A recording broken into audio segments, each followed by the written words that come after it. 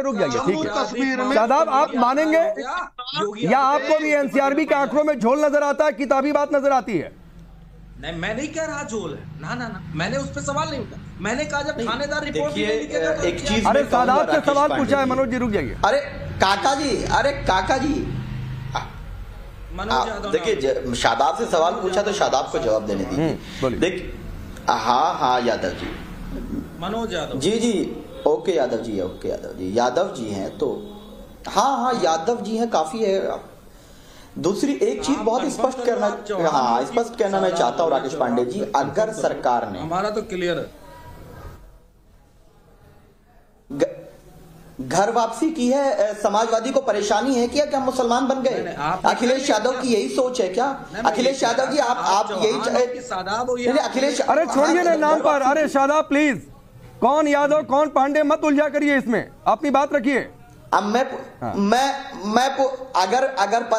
अगर मैंने पलट के पूछ लिया कि अखिलेश यादव का डीएनए और मनोज यादव का डीएनए हिंदुस्तानी है या विदेशी है, आप किसकी औलाद है, इस पे चले गए। अरे प्लीज शादाब, प्लीज कोई पर्सनल डिस्कशन नहीं, प्लीज शादाब सीधे सवाल पर आइए प्लीज। हाँ तो किसने किया पर्सनल? अरे ठीक है, मैं उनको भी रोक रहा हूँ भाई, मैं आपका जवाब, अरे उनको भी रोक रहा हूँ। मनोज यादव जी नहीं बोल रहे हैं, आपकी बारी है, बोलिए।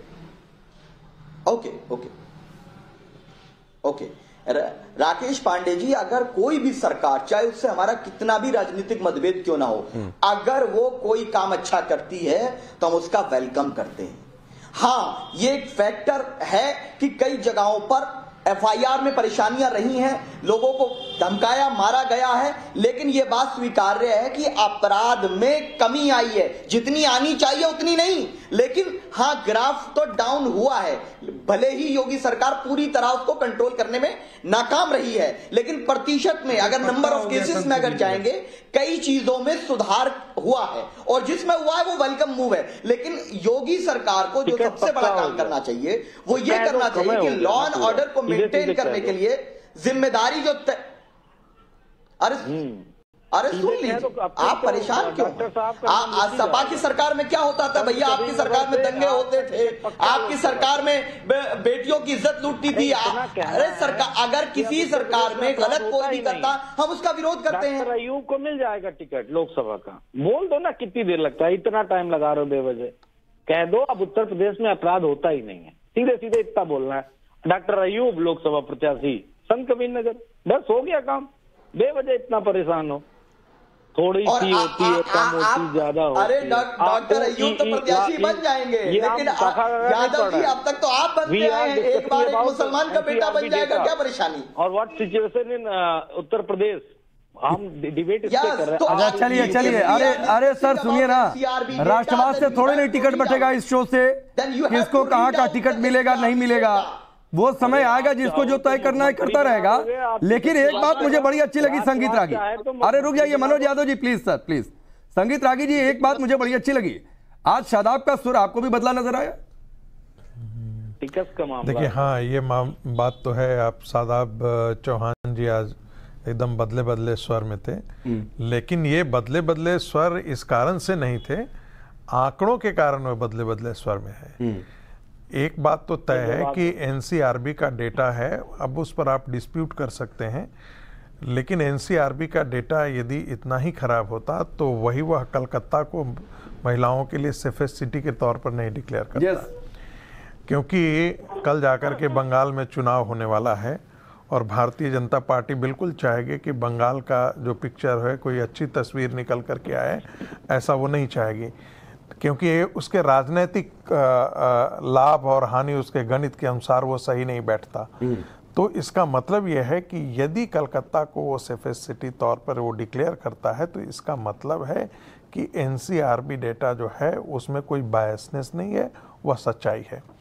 और यह भी कोई इसमें कोई दो राय नहीं है कि जब अखिलेश यादव की सरकार थी तो एक ढंग से ऑर्गेनाइज्ड क्राइम में उत्तर प्रदेश नंबर 1 होता था।